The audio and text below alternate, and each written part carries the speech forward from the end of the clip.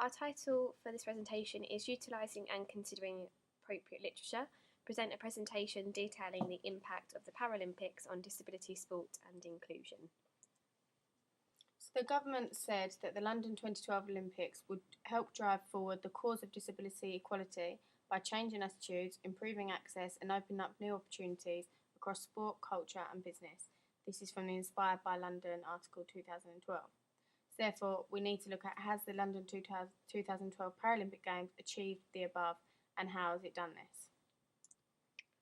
The aims of the Olympic legacy, there are 5 aims: sport, economic growth, communities, regeneration of East London and the Paralympic legacy. We are going to look at the 3 areas of the Paralympic legacy and break those down. The 3 areas of the Paralympic legacy are: number 1 is promoting positive attitudes towards disabled people and recognition of their abilities. Number 2 is accessibility and transport. And number 3 is inclusive in communities.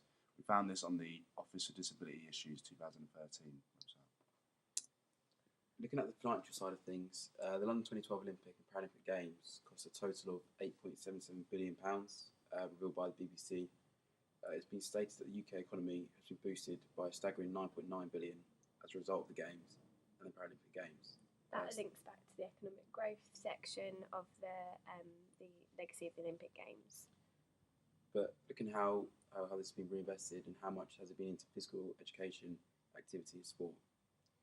In particular, how much has been put into changing attitudes, increasing access and opening up new opportunities for those involved in disability sports. Therefore, linking back to whether it has actually achieved the aims of the Paralympic legacy. So if we look at the money and what's gone into and what is coming out of disability sport as a whole, there was a policy document released by the government titled Getting More People Playing Sport. It was published in 2013 as a response to the Olympic and the Paralympic legacy and the Games that were in 2012. It states that £450 million has been put into primary physical education and sport, which will stretch over 3 academic years. Ofsted have followed this up with some examples of how the money should be spent. So they've sent this out to schools that are receiving some funding. Point 3 on the document, so here, is a suggestion that schools should employ a specialist teacher or someone that can provide development for staff to lead after-school sports clubs for disabled pupils and those with special educational needs. So therefore, it is going back to the aims of providing more disability sport opportunities and access, and we're going to look at whether this has been done or not. Also, that we sent out a questionnaire to a special needs school in Richmond, so around the local area, just to see if these PE initiatives have been carried out. And it was actually they said that through extra funding through the pupil premium, which was actually replaced by the school sports partnership, through the pupil premium, they could now spend more money on PE. They also used their funding from the Jack Petchey Award, and they spent that on weekly dance instructors that came from the Royal Academy of Dance, who taught their pupils throughout the school year. So showing that again, they've linked back to the Ofsted report, providing the money to give them this specialist training within the schools. So a great boost for that Strathmore school, which was where we carried out this questionnaire. However, with that, whether the money has come from the 450 million or not isn't clear, as the school have responded with the Pupil Premium, which is a different initiative, and the Jack Petchey Award. So where that £450 million has been going, at the moment we're not quite sure. The £10.2 million of National Lottery funding from the Inclusive Sport Fund has been spread across 44 projects that will provide more opportunities for disabled people to become involved in sport. Since the 2012 Games, a further £8 million of funding has been announced, £7 million through the second round of Inclusive Fund and £1 million through Get Equipped, a new disability equipment funding scheme, which links back to the link at the bottom links back shows the breakdown of the 44 projects and the funding and how it's spread out.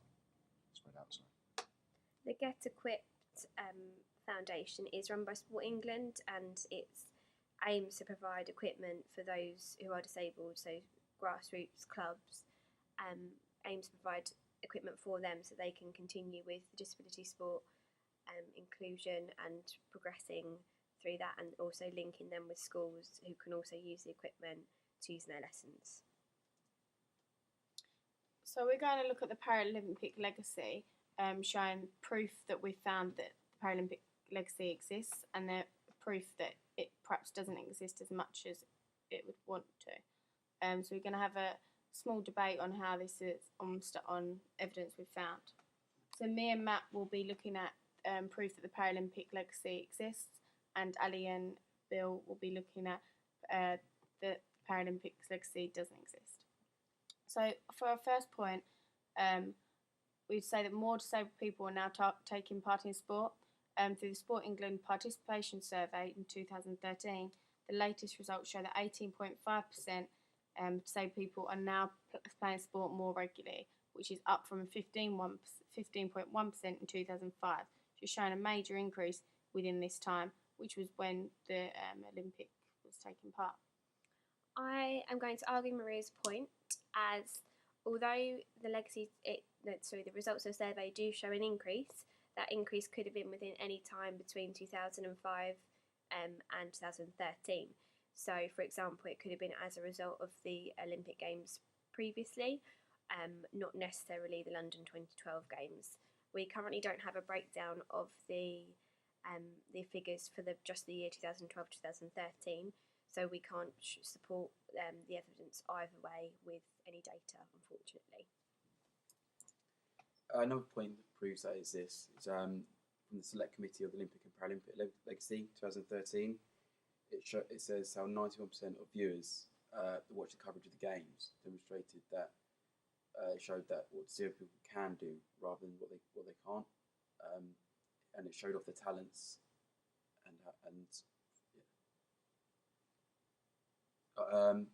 through these positive perceptions that through increased. More trainers we put into place to facilitate a more inclusive community. An example of this is Sainsbury's Active Kids for All. It's an inclusive PE training programme, and is one way in which the training has been rolled out. So this Sainsbury's Active for All gives educational professionals the opportunity to know how to adapt their lessons, because they've got more resources available for them to then provide more opportunities, adapting games for disabled participants, so then they again increasing their opportunities, making more positive attitudes. The Motivation Sports Fund is a business inspired by London 2012 Paralympic Games. It allows businesses to sponsor a chair, allowing wheelchairs to be provided to both those in the UK and developing countries. It's allowing more access to disabled sport and also better standard of living. So therefore providing a lot more facilities for disabled athletes through mass participation and at grassroots level. Although this concept can potentially work very, very well, it's relying upon business sponsorship as opposed to a more secure form of government funding. For example, at present there are only 9 wheelchairs available for application. Therefore, potentially it is not providing for the mass, and it's actually providing for 9 people effectively, or 9 places of sport or schooling or work. So it's not providing the opportunities that it could do. If the government was to fund this scheme, then perhaps it could provide more wheelchairs across the country and across the world as well.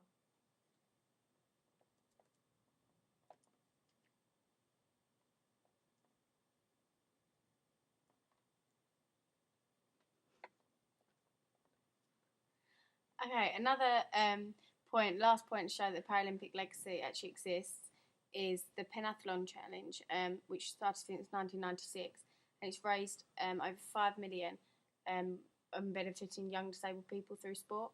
So they take part in mini Paralympic games, they can be adapted games which facilitate for these disabled individuals, and over 3,500 young disabled people have participated in these games. And they brought a lot of participation. As you can see, 25,000 active hours of sport.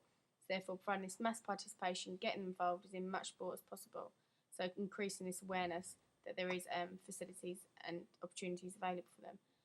And this quote below from Strathmore School, which is a school we looked at earlier, and he said that they got involved within the Panathlon Challenge, and they quoted that he's been a brilliant and inspiring disabled athletes to have a go. So therefore, again, it's just looking at providing this opportunity of mass participation to try out different sports. And the clip below just shows some of the children's positive attitudes when they took part in these games.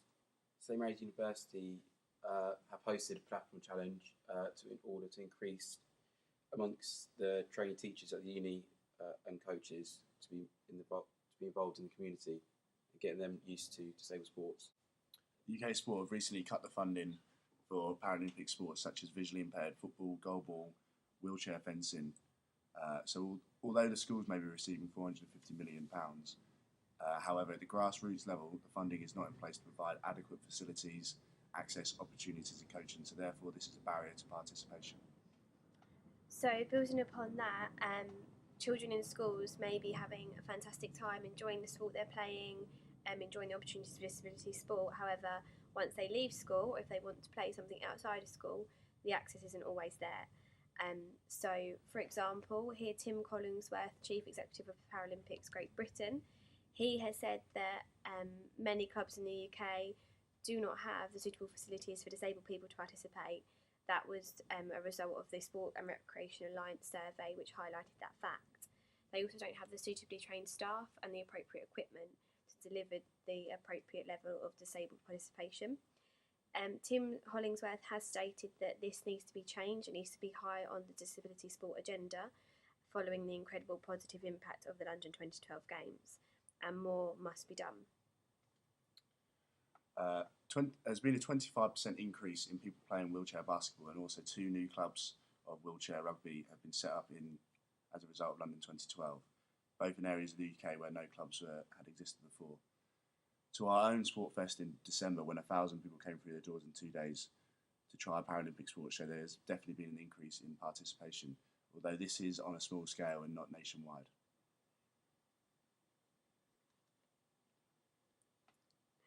So with that in mind, although it has increased ever so slightly, and there's a couple of pieces of evidence there to say that it's increased, 25% of people playing wheelchair basketball isn't a lot in comparison to the population. What about all the people that want to play visually impaired football, goalball and wheelchair fencing?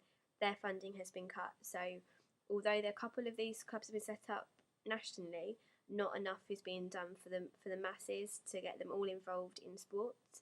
And perhaps it would be a good idea to have a multi-sports disabled clubs dotted around for people to go and try out different things. So to conclude, we haven't decided as to whether the legacy exists or doesn't exist. At the moment there's points for and against, and there's proof both ways also. I believe that the legacy aimed to do far more than what it has currently done, and there will need to be a lot of measures in place if we're going to get to that point which we wanted to get to when the Olympic Games was bid for. I think to increase, there's obviously a lot been done within the schools, and which is great to provide that awareness for the children. And it obviously got a lot of excitement for the children within this sport. But I do think that to increase this lifelong participation, which is vital for health and exercise, that more needs to be done outside, more setting up of clubs and more awareness into the clubs so that they have that option to continue if they want to. I think looking at the evidence and the reading that we've done for this, I think there's been a lot of foundations laid through Paralympics and Olympic legacy for them to build on. However, this is slow starting and probably has not progressed as quickly as they hoped. Looking at the funding side of things, although there's been a lot of funding put into sports and disabled sports, I feel there hasn't been enough funding, and there's been a lot of funding cut as well. So it is almost taking 1 step forward and then 2 steps back. So I think they need to continue with the funding and also put the funding not just in schools and more in the grassroots levels to increase the facilities, etc. So ultimately, overall, we all agree that the basis of it all is money.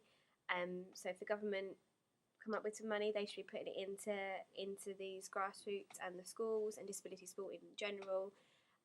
However, money doesn't grow